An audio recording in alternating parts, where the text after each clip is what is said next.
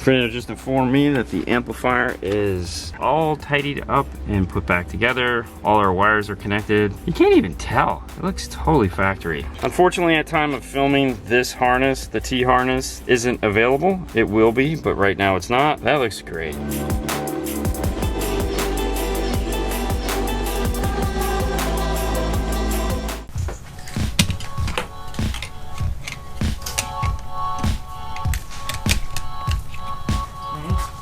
It's a lot of wire.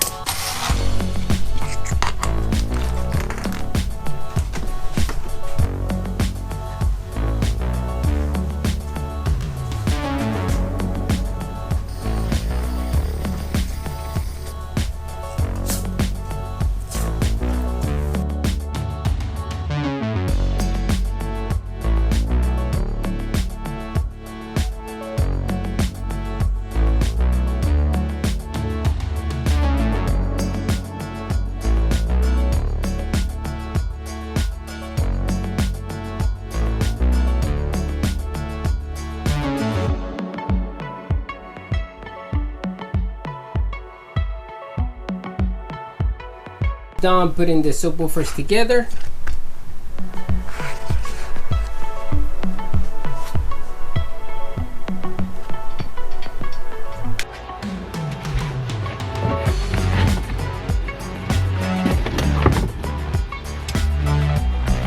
We can put the back cover in now. All the gains are accessible with this on. Where we put the DM810, we can get the USB plugged into it fairly easily, so there's no reason to keep this off anymore.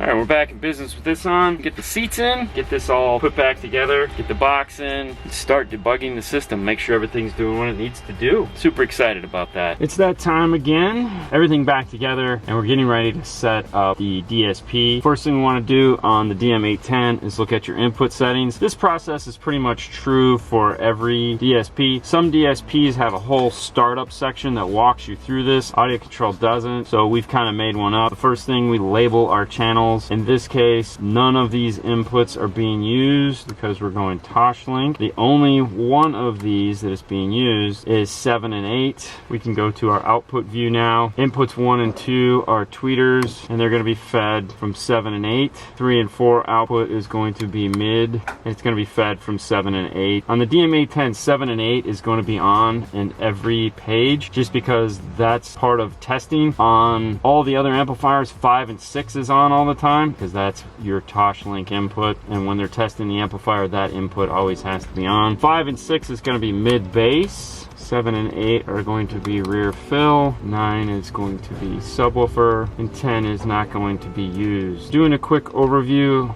of our inputs, just making sure that everything is fed the way we want it. We're going to drop down arrow here. We're going to select save as, select yes. We're going to write in today's date. It is a white Ram. Memory 1, I like to just label it as the car. We'll go back to our tweeter settings, and we want to add in our tweeter crossover. According to the website, 3.5 mid-range. They said 250. Top will be where the tweeter stops. And mid-bass, we're going to start at 80 hertz on that. The rear, we're going to have at 80 hertz. So everything is kind of tentative right now. We just use 80 hertz as a point of reference for our high pass crossover on our lower mid bass. We just want to make sure we have a crossover in here and it's on. Select save. Once we have that basic taken care of, we can move on to the next step, which is polarity testing to make sure all the speakers move in the directions we want.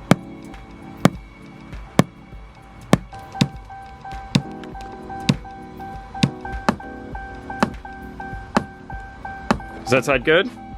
Yep. All greens? All green. Greens across the board. Our polarity test turned out great. I hate door chimes. Now moving on to the next step, playing with some laptops and some pink noise. So if our pink noise playing, I like to show off the subwoofer just to get an idea of what we got going on in the mid-range. This is what we're looking at right now before we get started. There's a hot point right here, low area here, high area here. It's not totally bad, actually. I want to bring this area down some. Not so concerned with this. Now it's just a matter of picking the speakers to changed. We want to start with the passenger side first. We have 3 different speakers to work with there, and then we'll come over the driver's side and 3 different speakers there. And then when we're done, hopefully this will look really nice. Because he's got the Fox box with 210s, so we're not really worried about looking at that right now. This is not a 100% sound quality system. He wants it to sound good, but then he also wants the subwoofer to knock the back of his head off. Go figure.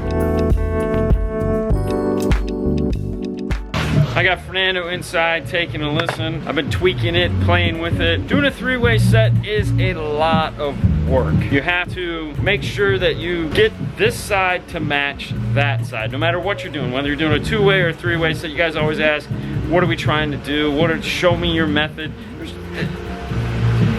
This side has to match that side. As far as the curve and all that goes, well, we have what I think I like. Talking with the customer, we spice it up here and there to get the sound that we're going for. I'm gonna hop in because I want to see what he thinks, see if I got it right for him.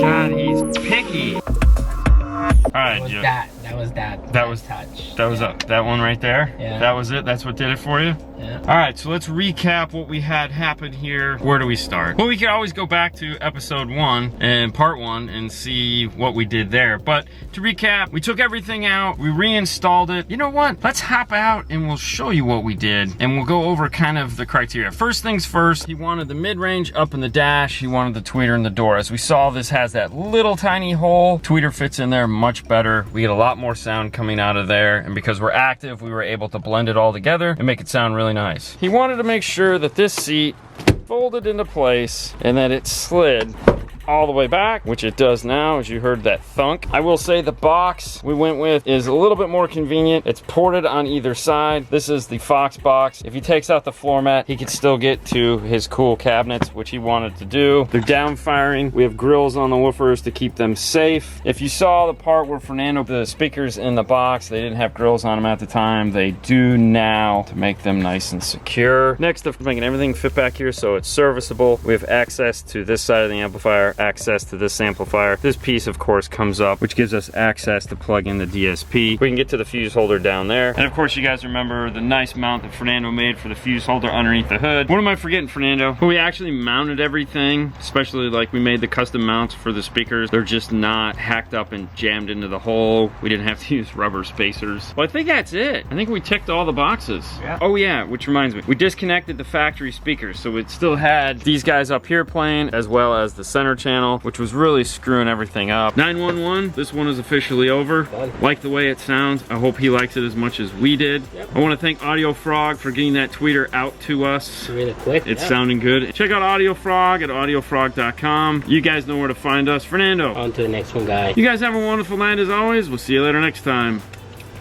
Bye. Oh, that's so scary. So scary.